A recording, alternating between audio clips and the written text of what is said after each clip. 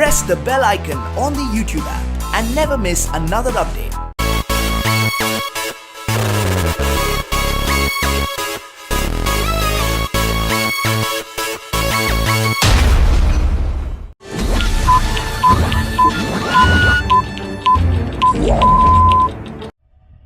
In the first such tri-service war games in 2017, India will hold a major combat exercise with Russia to crank up military-to-military ties between the two long-standing strategic partners. The Indra exercise will be held in Russia. It will include assets and manpower from the Indian Army, Indian Navy, and the Indian Air Force. This is the first time that India will deploy all the three services together for an exercise with the country. Though Russia has been India's largest defense supplier, notching up military sales worth over $50 billion since the 1960s, but their armed forces do not exercise much together. In sharp contrast, India and US hold a flurry of exercises every year, ranging from the top-notch naval Malabar exercise to many counter-terror exercises.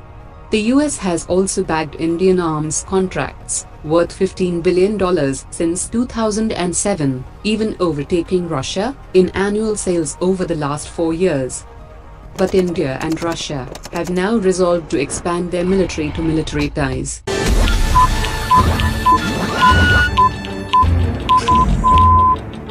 Reliance Defense has tied up with the South Korean defense firm LIG Nx1 for smart sensors, ammunitions, air defense, surveillance radars, and missiles. Reliance Defense has entered into a strategic partnership agreement with South Korean defense major LIG Nx1, in which two companies will explore opportunities in the identified range of defense products required by the Indian Armed Forces.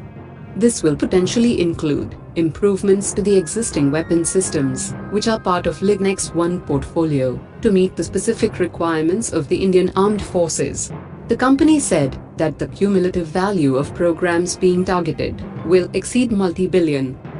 India and South Korea relations were upgraded to special strategic partnership during the visit of Prime Minister Modi to Seoul.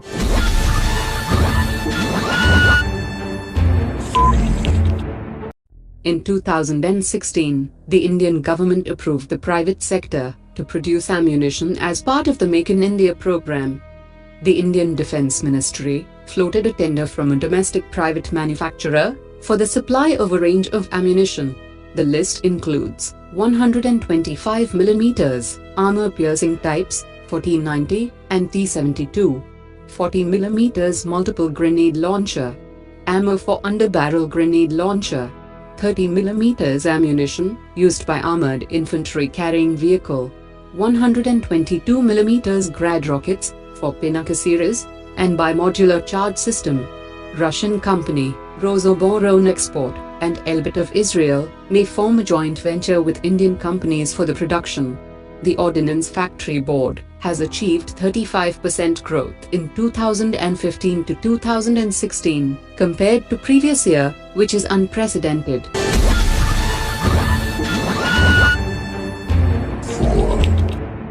During the 1959 Tibetan uprising, the Dalai Lama fled to India, where he currently lives as a refugee.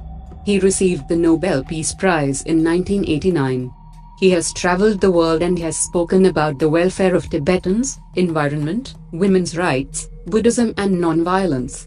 The Indian Ministry of External Affairs accepted a Delhi High Court ruling from 2016 that had asked for Tibetan refugees to be considered Indian citizens. The new policy change came into effect from March 2017 and is expected to benefit thousands of Tibetans living in India in forced exile. The ministry has directed all the passport offices in India and abroad to process pending applications of Tibetan refugee applicants who were born in India during 1950 to 1987 for the issue of passports and treat them as Indian citizens by birth.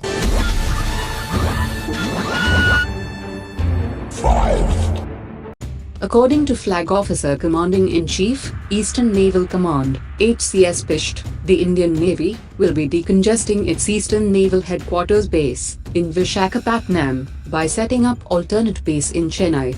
Once the base starts functioning from Chennai, then the Indian Navy is likely to develop the port capabilities of Tuticorin Port in Tamil Nadu to make it one of its forward operating bases.